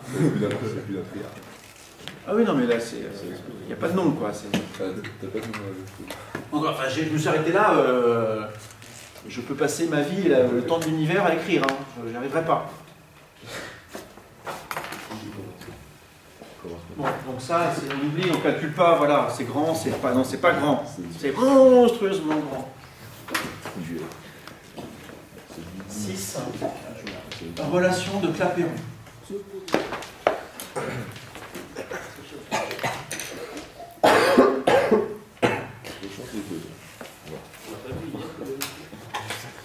Relation de Clapeyron? Je crois pas. J'étais vraiment pas bien si je voulais faire sans me rendre compte. C'est diagramme. Ah, en TD? Ok. Alors, le fait que l'entropie soit une fonction d'état, ça a aussi des conséquences un peu indirectes, mais tout aussi intéressantes. Et notamment, on va voir, les relations de Clapeyron en font partie. Vous vous rappelez qu'on avait écrit que pour une transformation quasi statique, en particulier si elle est réversible, on avait écrit de manière générale, on avait écrit quelque chose comme ça, pour delta Q, avec un coefficient L, ici, dont on avait montré dans le cas des gaz parfaits, que L était égal à... Moins P. P. On va ici trouver L de manière générale à partir de la fonction d'état pour n'importe quelle fonction d'état, pas seulement pour les gaz parfaits. Et pour ça, on écrit deux choses. D'après le premier principe, du est égal à CV dt plus L dv moins pdv. Ça, c'est delta Q et ça, c'est delta W. Ce qui s'écrit aussi CV dt plus L moins P dv. Je vous rappelle juste là que pour le gaz parfait, on avait dit bah, U ne dépend que de T, donc ça c'est forcément nul, donc L égale P. C'est pas ça qu'on va faire maintenant. Le gaz n'est pas forcément un gaz parfait. Par ailleurs, on a aussi quelque chose sur S. ds c'est delta QRF sur T, c'est-à-dire c'est CV dt sur T plus L dv sur T. Ces deux quantités sont des fonctions d'état. Vous avez vu, on l'a vu en cours et je vous les ai vus en TD, que quand on a une fonction d'état, la variation d'une fonction d'état, c'est une différentielle totale, et on a une propriété mathématique qui s'appelle l'égalité des dérivées croisées. Mais qu'est-ce qu'on appelle une fonction d'état en fait? Enfin, c'est quoi la différence entre ça et les autres fonctions? Alors, une fonction d'état, c'est quelque chose qui ne dépend que de l'état du système, c'est-à-dire, si je te dis, bah, j'ai un système qui a une pression P, un volume T et une température T, une fonction d'état, tu vas être capable de la calculer si je te donne que ça. Un contre-exemple de fonction d'état, c'est le travail. Si je te dis, j'ai un gaz ici que j'ai amené à une pression à 1 bar avec 1 mètre cube et puis une température de 100 Kelvin, eh ben, tu ne sauras pas quel est le travail qu'il a fallu pour l'amener là. Parce que ça dépend de son état initial et du chemin qu'il a fallu suivre pour arriver là. Une fonction d'état, c'est ça. C'est juste quelque chose qui dépend juste de l'état du système.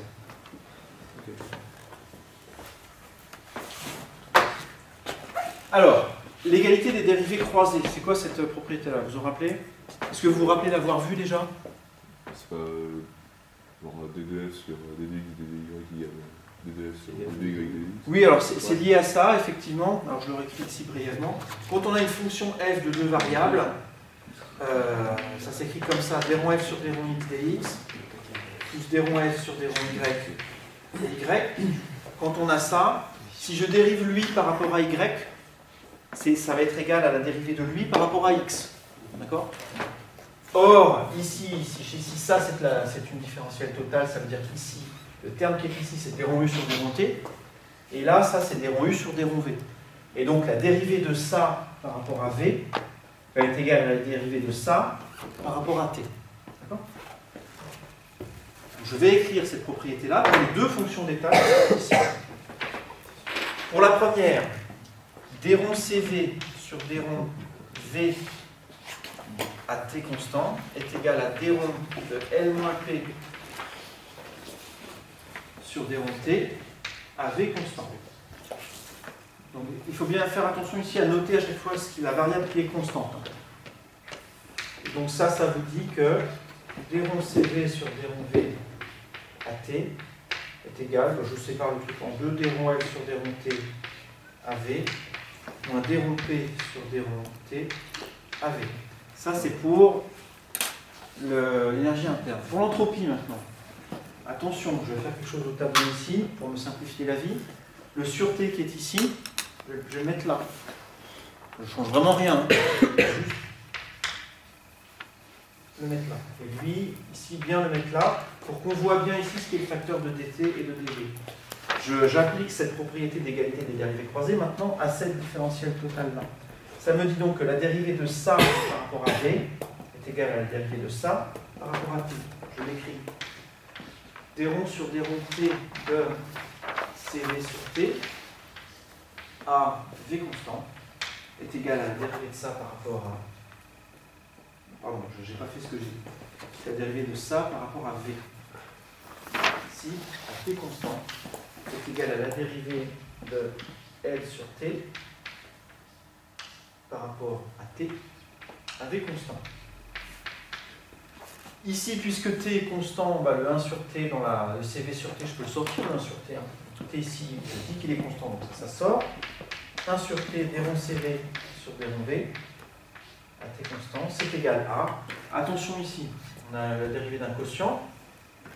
La dérivée de L sur t, c'est moins 1 sur t2 fois L, plus 1 sur t, d rond L sur d rond t à v constant.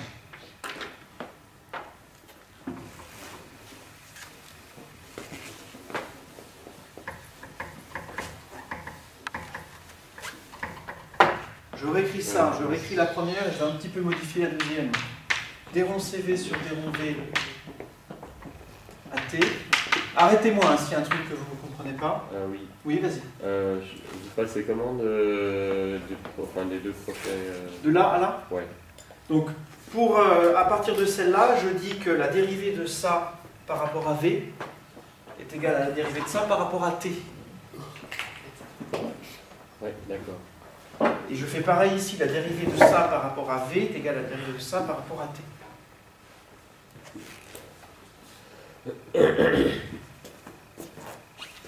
Après, une fois qu'on a compris ça, il suffit de faire attention, bon, il y a beaucoup de symboles et ça fait un tableau fourni, mais c'est vraiment facile hein, le calcul. Hein.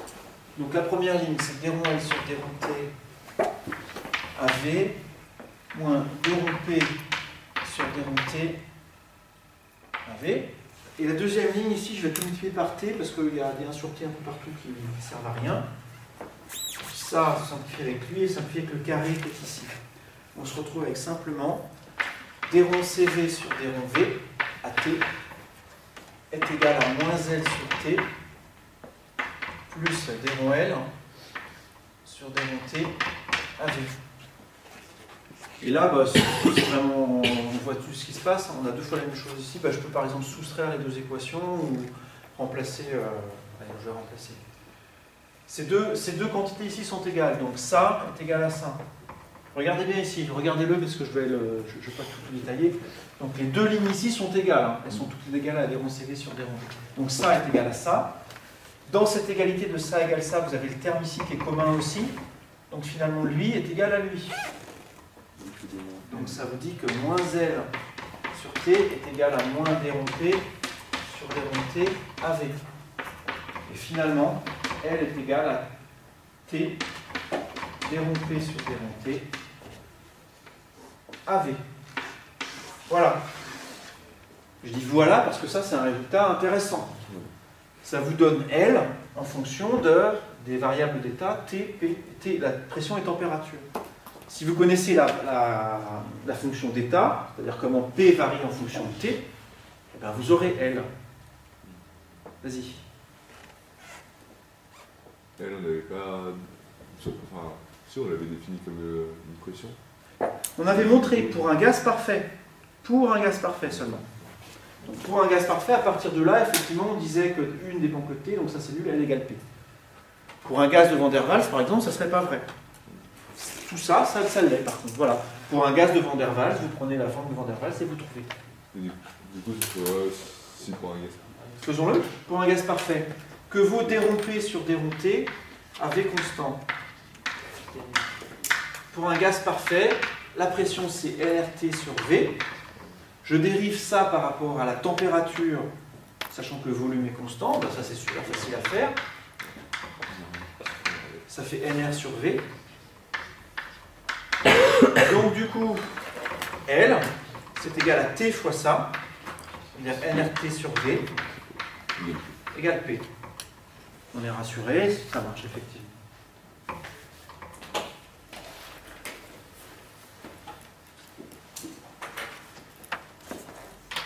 D'ailleurs, vous vous rendez compte du coup que on peut, à partir de cette loi-là, montrer que U ne dépend que de T finalement. On aurait pu faire ça comme ça. On aurait pu, si je ne vous avais pas dit, pour un gaz parfait, U ne dépend que de T. Bon, si on ne connaissait pas la loi de Joule. Mais si on sait que le gaz parfait obéit à ça, on trouve L de cette manière-là, et donc on en déduit là-dedans que ce terme-là vaut 0, et donc que U ne dépend que de T. On aurait pu faire ça aussi comme ça. Bon, je ne vais pas utiliser ça pour le gaz de Van der Waals, mais c'est juste pour dire qu'on peut, à partir d'une fonction d'état donnée, du coup on peut calculer L. De la même façon, vraiment de la même façon, on peut calculer H aussi, qui intervient dans l'autre équation de delta Q. Ça sera dans les notes, c'est vraiment pareil. Il suffit d'utiliser ici non pas DU mais DH.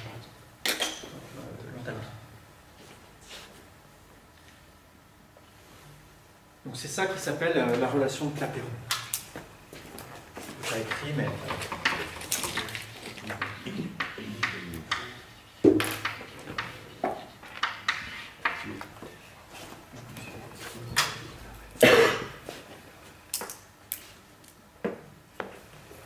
Si vous voulez, on le fera la prochaine fois. Le calcul de l'autre relation de Clapeyron de H.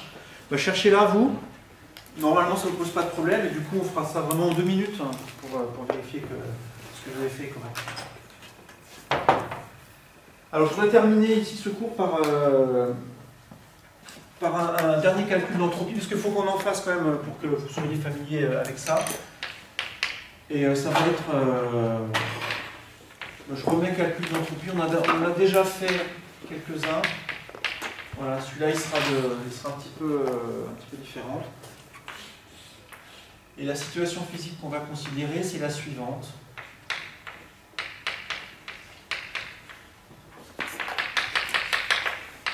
On a un piston qui enferme une certaine quantité de gaz à la température P0, à la pression P0. Le piston est sans masse, donc la pression intérieure égale à la pression extérieure. Au début, le volume vaut V0. Et on met ça en contact avec un thermostat ici à la température T1.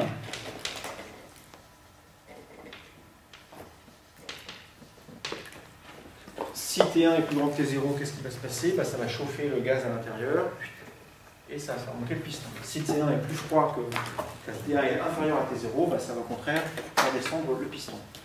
Ce que je propose, c'est de calculer la variation d'entropie de cette transformation.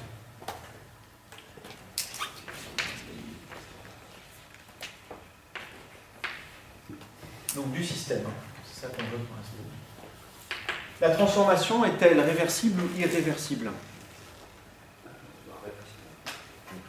Réversible? C'est un thermostat. Si on met la température, c'est pas on a changé de temps. Faut changer de chaleur. Le thermostat, il est à température fixe? Oui. Bah non, c'est pas réversible. Pourquoi? Parce qu'il faudrait qu'il chauffe en même temps que le... Enfin, il faudrait qu'il soit à la même température T0 qu'il chauffe progressivement. Là, c'est pas réactiver sa température. Ah oui, juste on redescend. Voilà. Alors, si vous vous rappelez de l'argument du film à l'envers, hein, Ouais, là j'arrive, je mets le thermostat, poum, la température augmente. Le film à l'envers, c'est la température diminue alors que le thermostat il est encore là, jusqu'à ce que j'enlève le thermostat. C'est pas ça qui se passe, hein. Ça se peut pas se passer. Donc la transformation est irréversible, effectivement. Donc ça, c'est pour vous illustrer encore une fois qu'on peut tout à fait calculer des variations d'entropie quand les transformations sont irréversibles. Comment est-ce qu'on fait ça? On va utiliser on va calculer séparément le... Qu'est-ce qu'on va faire? Non, faisons le truc comme on l'a déjà fait en fait. C'est-à-dire, pour le système ici, comment est-ce qu'on calcule la variation d'entropie du système? On l'a fait plusieurs fois déjà. Vous vous rappelez comment on fait?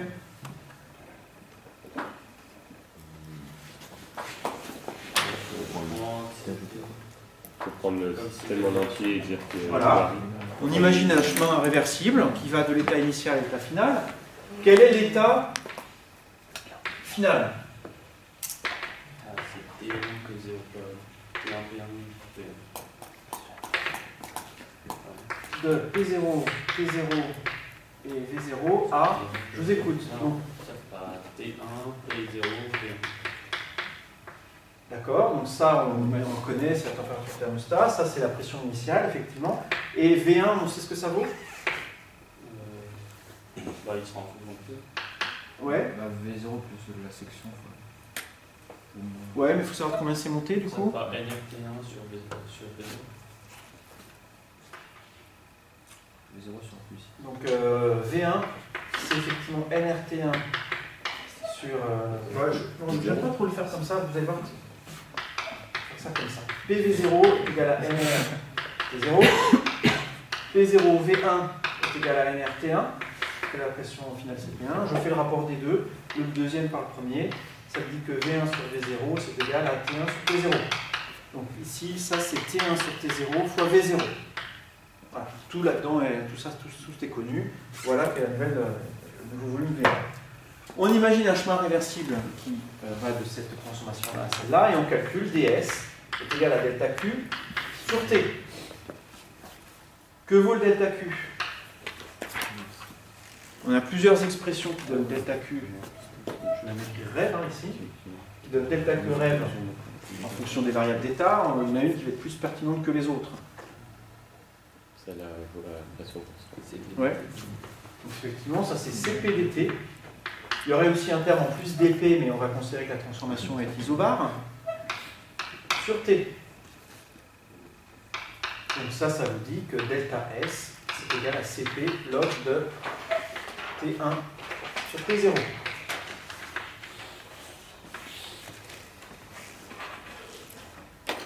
Voilà, c'est fini. Alors s'il reste 2 minutes, on la rappelle. Ok. Maintenant pour le thermostat. J'ai envie de calculer aussi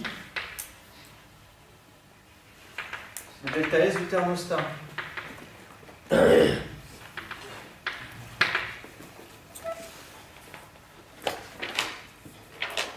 Non, lui, on va peut-être s'arrêter là, je vous laisse le chercher. Pour la prochaine fois, vous calculez le delta S du thermostat, vous calculez le delta S de l'univers, et vous allez montrer que c'est quelque chose qui est positif, forcément. D'accord? L'univers, c'est-à-dire du tout le... De tout, voilà, c'est la somme des deux en fait, la somme des deux delta S qu'on va trouver, montrer que c'est forcément une quantité positive.